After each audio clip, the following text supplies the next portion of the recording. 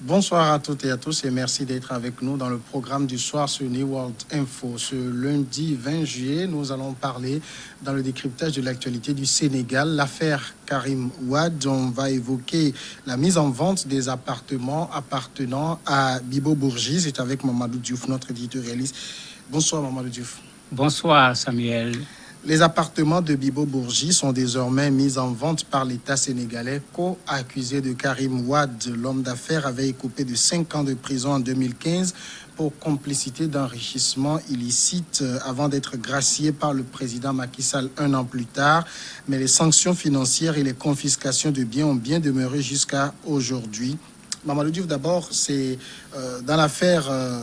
Karim Wade, souvent c'est de lui qu'on a entendu parler, qui est Bibo Bourgi. En fait, Bibo Bourgi est, comme on le dit, un Sénégalais, parce que c'est un Sénégalais. Il est d'origine libanaise. C'est quelqu'un de très bien connu dans le milieu des affaires au niveau du Sénégal. Ce qui le mêle à cette affaire de Karim Wade, c'est que généralement, quand il y a ce genre de choses, le fils du président ne va pas prendre lui-même, j'allais dire, le risque d'aller directement faire un certain nombre de choses. Il y a toujours un complice, il y a souvent un prête-nom. On a parlé ici il y a quelques jours du cas du fils du président Sassou Nguesso qui faisait transiter l'argent par le Gabon avec un fils d'un ex-membre du gouvernement pour que du Gabon, que l'argent parte aux États-Unis où une maison a été achetée.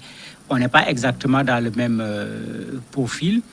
Mais en fait, durant le procès, Bibo était toujours là. On parlait tout le temps de lui. Il a été considéré comme étant le complice du Karim Wade dans cet enrichissement illicite qu'on reprochait au fils de l'ancien président Abdoulaye Wade. Ça veut dire on a estimé qu'il a profité de cet argent au même titre que Karim Wade? Les deux. Pas seulement qu'il en a profité, on considère surtout qu'il a servi de prête-nom pour pouvoir planquer en quelque sorte cet argent dans un certain nombre de choses, que ce soit des entreprises, que ce soit dans l'immobilier. Ici, par exemple, c'est le cas avec cette très belle bâtisse que l'État sénégalais a décidé de vendre durant la fin de ce mois de juillet. Théoriquement, sur les papiers, le bâtiment appartient à Bibo Bourgi. Mais les gens considèrent que ça peut être le fruit de cette complicité, ça peut être également un prénom, raison pour laquelle, avec l'amende qui lui avait été à la limite fixée, puisqu'en plus de la condamnation de 5 ans, il devait payer une amende de 69 milliards de francs CFA. Bon, les gens, c'est ce qui a amené la Cour de répression de l'enrichissement illicite à confisquer un certain nombre de ses biens, parmi lesquels ce bâtiment qui va être mis en vente. Alors aujourd'hui, ça veut dire que l'État sénégalais cherche à récupérer une partie de l'argent détourné. Oui, c'était un des éléments, pas seulement du procès, mais même de la procédure. Puisqu'au départ, quand on a annoncé la somme qui a été détournée, plusieurs centaines de milliards, bon, la première question que tout le monde se posait, c'est où se trouve cet argent. Il faut dire que de ce côté, les Sénégalais ont été plutôt déçus, puisque les gens ont pu pister à peu près 132 milliards. Il y a encore de l'argent qu'on n'a pas pu pister. Il y a eu des tentatives de confiscation de biens à l'extérieur du Sénégal qui, pour le moment, parce que les procédures ne sont pas totalement terminées, pour le moment n'ont pas réussi. De sorte que, sur maintenant, ce qui est sur le sol sénégalais, effectivement, l'État a mis la main sur des biens appartenant à Bibo Bourgi. L'État a mis la main également sur des biens appartenant à Karim Wade. Il y en a un même qui avait fait beaucoup de bruit, puisque la maison où le président Wade a tout le temps habité au niveau du point E, Wade avait décidé de partager ses biens à ses enfants, bien qu'il était vivant. Cette maison où tout le monde a connu Wade revenait à Karim, son fils. Dans la confiscation des biens, cette maison a été confisquée. Parfois même, certains Sénégalais s'étaient opposés en disant, bon, même s'il est vrai que juridiquement, la maison est devenue sa propriété, parce que ça aussi c'était indiscutable. Les gens disaient qu'il fallait au moins sauver le symbole. C'était la maison du président Abdoulaye Wade. Donc c'est dans ce cadre-là que certains biens également de M. Bourgi ont été saisis, dont l'immeuble qui est mis en vente présentement. Alors, Bibo Bourgi, vous l'avez rappelé, c'est un homme d'affaires. Ça veut dire que lui-même, il a beaucoup de biens. Comment on arrive à faire la part entre les biens acquis par lui-même avec ses affaires et ceux qui entrent dans le cadre de l'affaire actuelle? Ça faisait partie des éléments les plus compliqués durant le procès et ça reste d'ailleurs un des éléments les plus compliqués. Son avocat, maître Boubacar Cissé, quand la direction générale des impôts a donné la nouvelle que le 23 juillet, ceux qui sont intéressés peuvent venir, on va leur faire visiter l'immeuble. Ils vont pouvoir faire des offres, soit pour acheter l'immeuble, soit pour acheter un des appartements, parce qu'il y a 6 appartements au niveau de l'immeuble. Son avocat s'est adressé à ceux-là qui sont intéressés, en disant non, cet immeuble appartient à Bibo Bourgi. Cet immeuble n'a rien à voir avec la question de l'enrichissement illicite. Il est allé même très loin en disant que ceux qui vont acheter l'immeuble ou bien un appartement dans l'immeuble le feront à leur risque et péril. C'est pourquoi je disais que c'était une affaire compliquée. Pendant le procès, c'était la même chose. C'est pour lui, ce n'est pas pour lui. Il est clair que c'est quelqu'un qui a les moyens, ce n'est pas quelqu'un qui n'a pas les moyens. Maintenant, comment faire la part des choses dans ses moyens, ce qu'il a acquis avec ou sans Karim Wade, ça a toujours été compliqué. Maintenant, puisqu'il a été condamné, que ce soit un bien qu'il a eu avec Karim Wade ou que ce soit un bien qu'il a eu lui-même, d'un point de vue juridique, ça ne change absolument rien. Puisque ce que la justice a fait, c'est de confisquer des biens qui sont sa propriété. Donc, même si c'était sa propriété à lui seul, puisqu'il doit rembourser 69 milliards, quand on confisque son bien, c'est pour pouvoir combler ce gap de 69 milliards. Est-ce que lui-même, il est actuellement sur le sol sénégalais?